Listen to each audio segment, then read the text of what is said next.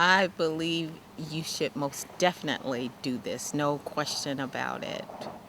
Do it immediately. Now, systems are an amazing thing. They're more complex than individuals, but they're basically made up of relationships among individuals. And we in this age have given systems identities. And now we have created laws that protect the identity of the systems, even more than the identity of the individuals. So what's happened is all over the world, systems have continued to grow. And we call these systems corporations or partnerships. Sometimes we call them governments. But recently, the systems have grown so large that they're bigger than most governments now. So corporations' budgets, for instance, are bigger than most countries. So we're facing new entities.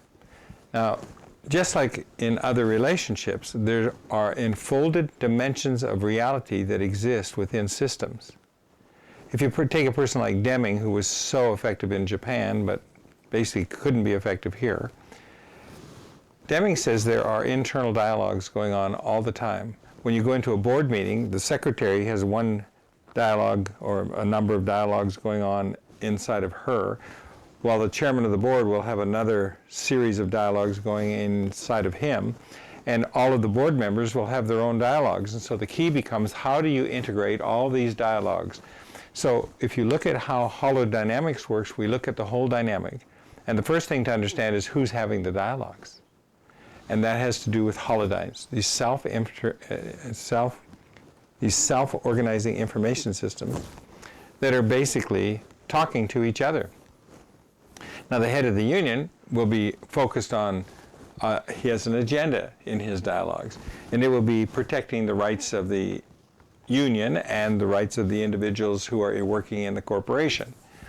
The secretary will have her dialogues about her job and so forth. Each of the people at the board will have their own dialogues. I saw this newspaper ad once. Wanted, it said. Administration for the hospital. Someone who can talk to the entity that's in charge of the hospital and be able to disseminate that information to all of the staff. Pay offer $250,000 a year. That's for someone who can understand how to talk to the entity that's in charge of the hospital. So the reason that they pay the heads of boards and the managers of company and CEOs large amounts of money is because they have the ability to talk, communicate with the head of the organization, which is not the chairman of the board or the CEO. The head of the organization is a matrix of information that forms into a being that's an entity. IBM has its own brand, its own icon that represents IBM. But the being that actually controls IBM is a complex being that's holographic in nature. It's stored within the microtubules of every body. And when you can get down to that point, you can then, that is to that dimension in which that exists, you can then talk to the being that is in charge of the system. And that's the correlative being of information. It's an information system and it's alive. So every company, every organization, even partnerships and so forth, they have an entity that's in charge of their system, that is their system. We are all participants in a nest of information. So in nature, all of nature, if you walk in the rainforest, for instance, you can see that all the critters there are in balance. Each little critter has its own place. And they have a process for negotiating and communicating and cooperating and adjusting and blending and evolving. And evolution is actually sensitive to the environment.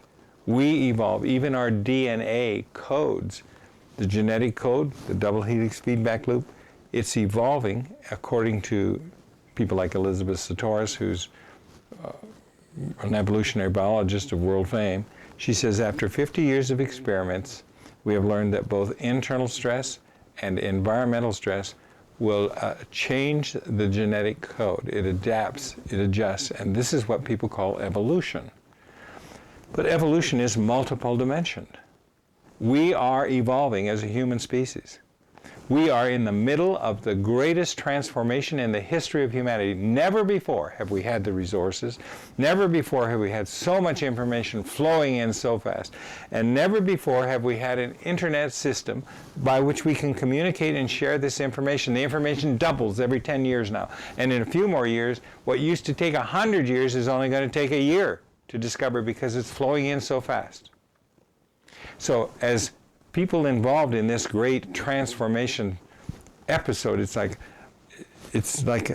a singular event, not a single event, but a singular event, and it's taken 200 years for this event to occur. And now we are stepping into the next stage of our whole evolution. Our environment is changing so rapidly, we must respond to it, and if we don't, we won't survive. More species have already gone extinct because of this climate change than in the entire history of the world, back 65 million years to when the dinosaurs went extinct in the Precambrian era. So you look at that and you say, well, what's he talking about? I'm talking about you as an individual and me becoming aware of consciousness itself. Because everything is conscious. Everything is made of information and emotion. That's the cyclotrons have taught us that. Everything is made of information and motion, and everything is connected, and everyone is connected, and everywhen is connection. So that we must go to that dimension and be able to see what the future needs, be able to organize it now so that we have a future. So if you look at this thing, you say, well, what does this mean? What kind of being would I have to be? So here are some of the characteristics of someone who is a conscious person. Or you have a conscious relationship, or you have a conscious system. And we need to get conscious in all those levels. Here are some of the characteristics. First, you're a planetary person. You think not only in the micro level with yourself and what you need every day, but you also think what your community needs, and you think what the city needs, and you think what the state needs, you think what the nation needs, and you think what the whole planet needs and all the nations. And you become sensitive to all of that.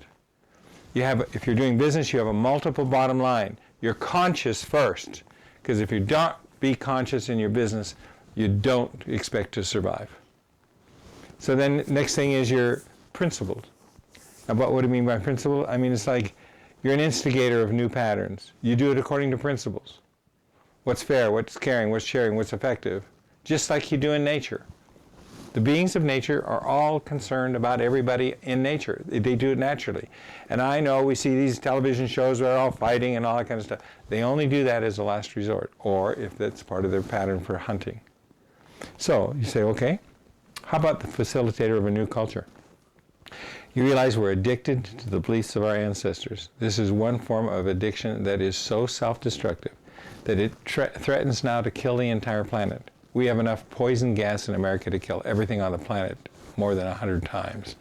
If that isn't self-destructive pathology, I don't know what it is.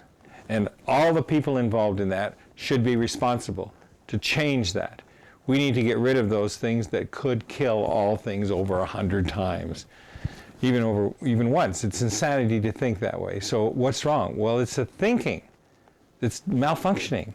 It's not just malfunctioning on a collective basis, it's also malfunctioning on an individual basis.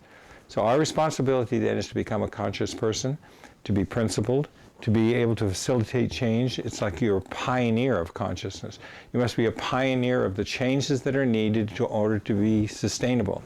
So we can establish sustainable communities that have super generator arcs that are able to get rid of all our waste and transform it into good products. We should be able to have local energy sources. We should be able to make machines like new cars. It's possible. All the technology is there. You could be driving an electric car that never has to be recharged, never breaks down, and in fact doesn't take any energy because it's got solar paint. We know how to do all this stuff, and we're doing it. We'd like to invite you to be a part of this, to become a part of the whole dynamic of the change of the greatest transformation in history. So that even these little companies that are like the hospital that wants to find the entity, a person that can talk to the entity, or any of these other companies can all transform. It's possible. We've done it. We've created it at every level, and we're inviting you to join the team. Come and join. Read the books. Take the classes.